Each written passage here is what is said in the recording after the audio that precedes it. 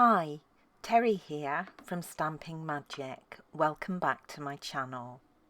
Today's project is this really lovely card.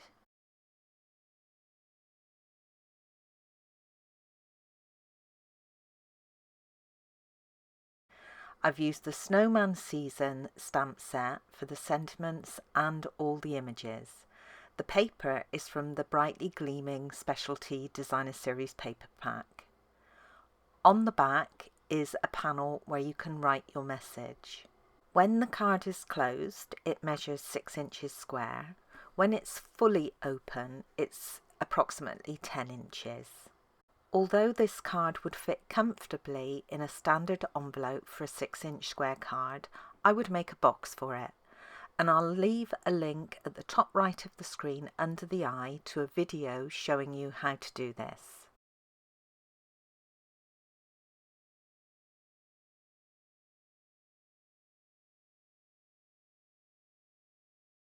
So let's get started. These are all the measurements you need for all the elements required to create this project. So if you're interested in reproducing it, take a screenshot so you can refer to it later. I'm going to use real red cardstock for my card base this time. Now throughout this video I'm giving you 2 sets of measurements. You either want to follow the imperial measurements, inches, or the metric measurements, centimetres. Don't mix the 2 of them up together. I'll be using my Stampin' Up trimmer for all the cutting and scoring today. I use A4 as my standard sheet of card, so I've added a metric ruler to my trimmer. So this has centimetres down the vertical ruler. Okay, if you've got a Stampin' Up trimmer and are in US or Canada, yours will have inches. The metric ruler is an additional purchase that you can make if you're in certain countries.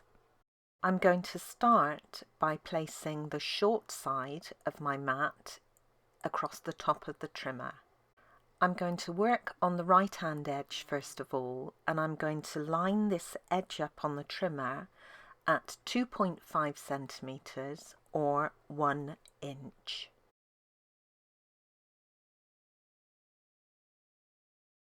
Then I'll close my vertical ruler and I'm going to move the blade down to 4 centimetres. That's where I want to start cutting, and this is 1.5 inches. Then I'm going to cut down to 17.5 centimetres or 7 inches. So I'm cutting from 4 centimetres to 17.5 centimetres or 1.5 inches to 7 inches. I want to do exactly the same for the left hand side, so I'm using the other half of the ruler and I'm lining up that left edge at 2.5 centimetres or 1 inch.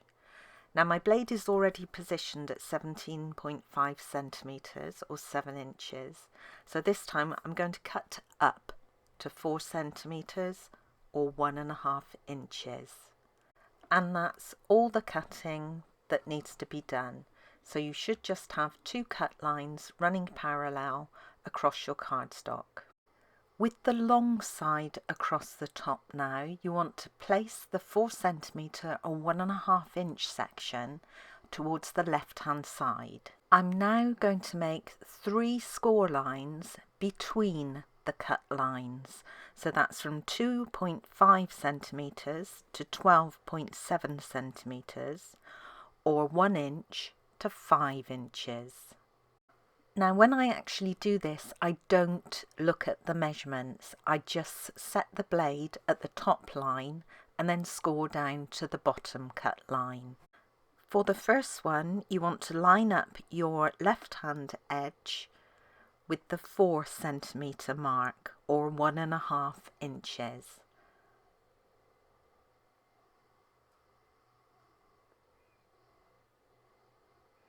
And then I'm going to move my scoring blade to that top cut line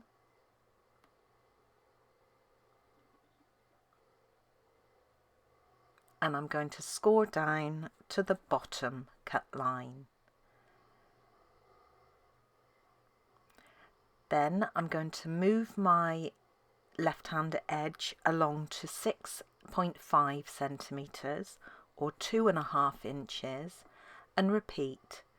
So I'm lining up my scoring blade with that top cut line and I'm scoring down to the bottom one. Next, I'm going to line up my left hand edge at 17.5 centimeters or 7 inches. And again, I'll score between the cut lines. So you should now have 3 scores, one at the start and the end of the cut line, and one an inch or 2.5 centimeters in from the start of the cut line. The next scores are just going to be from the top edge to the cut line and from the bottom cut line to the bottom edge. Now for this you want to line up that left edge at 10 centimeters or 4 inches. And then I'm just going to score down to the cut line and then from the bottom cut line to the bottom edge. And finally, for the last score line, line up your left edge at 15 centimeters or 6 inches and score all the way down.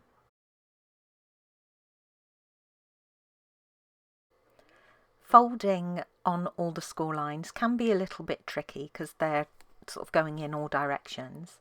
But if you start with the 4 centimeter margin or 1.5 inches towards you, then your first score line is a mountain fold. Don't try and crease it fully, just try and pinch it together. The next one is a valley fold, then another mountain, and lastly a valley. On the top and the bottom sections, your first score line is a mountain and your second one is a valley. And that's it. Now all you've got to do is try and ease all of these into position together and give it a good press down before you burnish them all with your bone folder.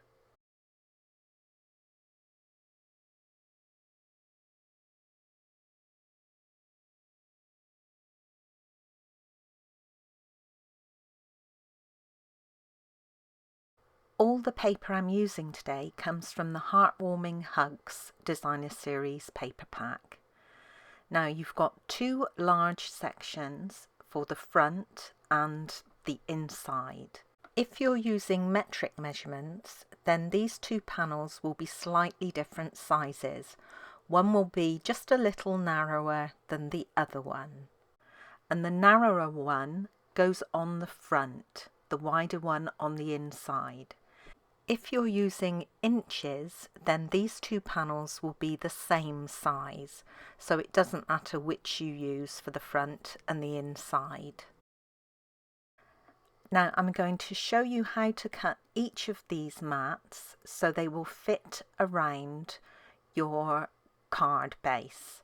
That middle section has got to be removed. So your front mat is going to look like the letter C, and your back mat will look a bit like a reverse letter C. Okay, so be careful you're cutting the correct mat. You're going to remove that middle section, so if you've got a pattern orientation, you want to make sure that that top edge is your inside edge. So that's the piece you're going to cut out. If you cut out the wrong edge, it might be that your pattern ends up upside down. Okay, so I'm going to turn it like so, and that's how I'm going to place it into my trimmer.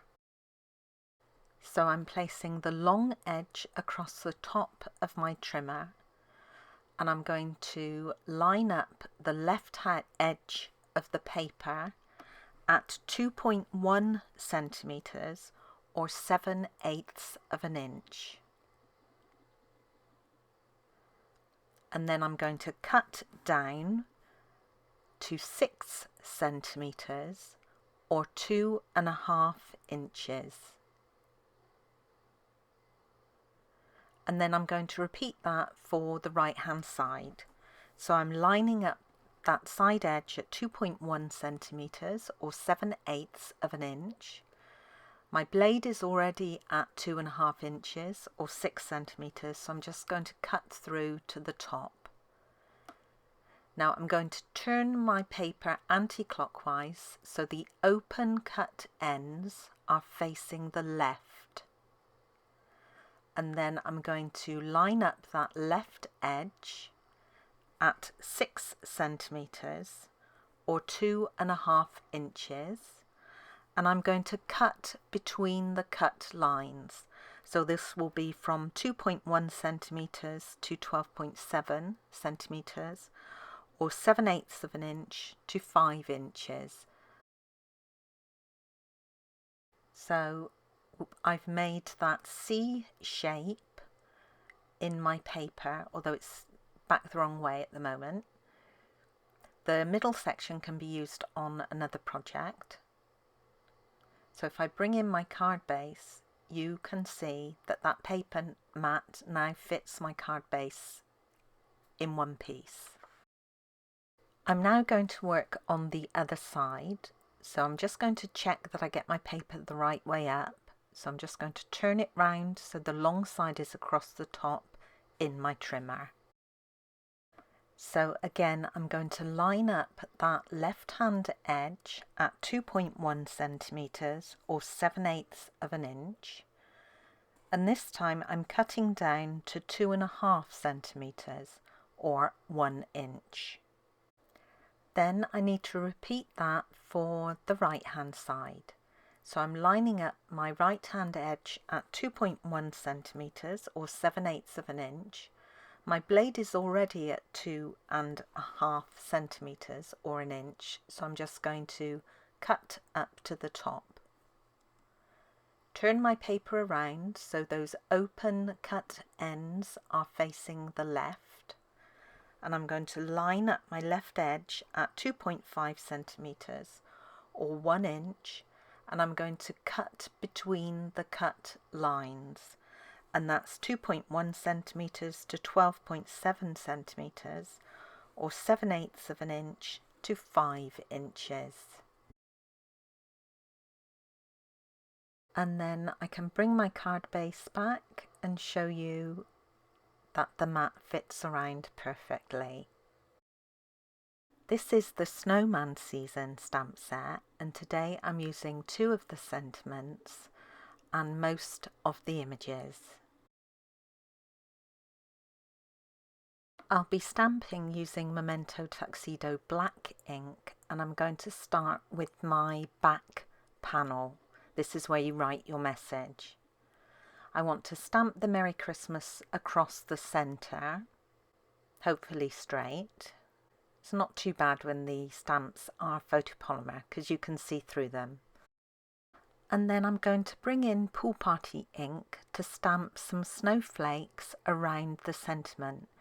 Now before I stamp onto my panel, I'm stamping off once each time so I get a very light tone of ink. Onto more Whisper White cardstock, I can now stamp my main image, the hat, 2 arms, my second snowman, the sentiment for the front of the card, and then my final snowman.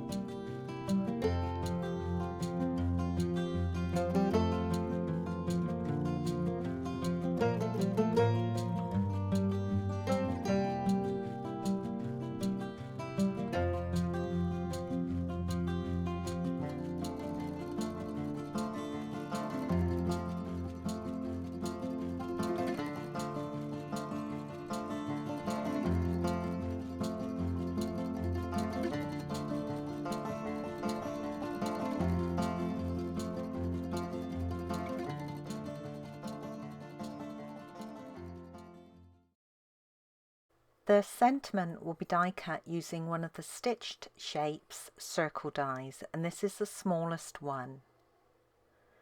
My main image will be die cut using one of the oval stitch shape dies, and this is the largest one. Now I've created a mat to go underneath the image, and for this I use Mossy Meadow cardstock and the layering oval dies, and it's the largest scalloped oval. And for the sentiment I've got a scalloped circle in Mossy Meadow, and this is from the layering circle dies, and it's the second size up. The smallest snowman will be cut out by hand, and I'm just going to cut the piece of ground that he's standing on and the rocks next to it, not all the other bits. The hat, the hands and the other snowman can all be punched out, and I'm using the Snowman Builder Punch for this.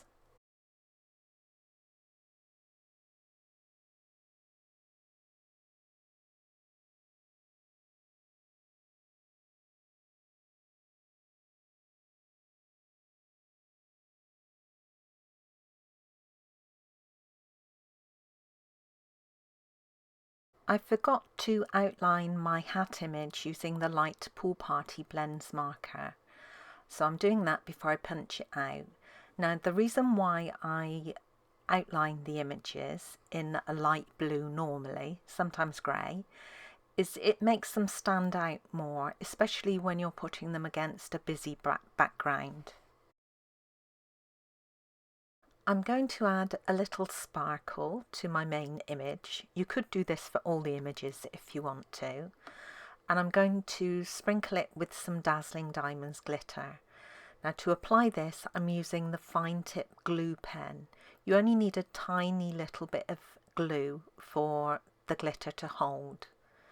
So I've done the snowflakes, the little tree, and then I'm covering most of the ground.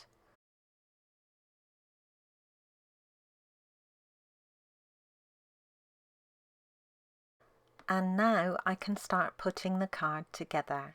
So I have my card base, my two main Designer Series paper mats. Then I have a mat for the centre, and this is also from the Heartwarming Hugs paper. And a couple of mats for the sides and two for the little sections above and below. I have the panel for the back of the card and a Mossy Meadow mat to layer it onto. My front sentiment and my main image. Now both of these, the Mossy Meadow mats, have had dimensionals added to the back, and then I have all the other little elements I created, which also have dimensionals or foam pads added to the back.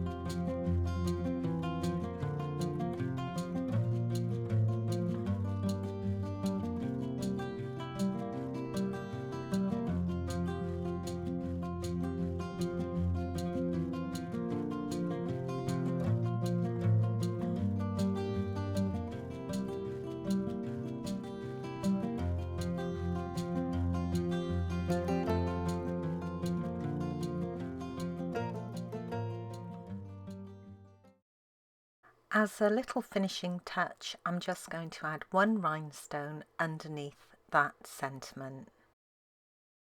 And that's it. My card is now complete. It will stand up and display really nicely on a mantelpiece. And here's another look at my original card. The card base for this one was in Night of Navy.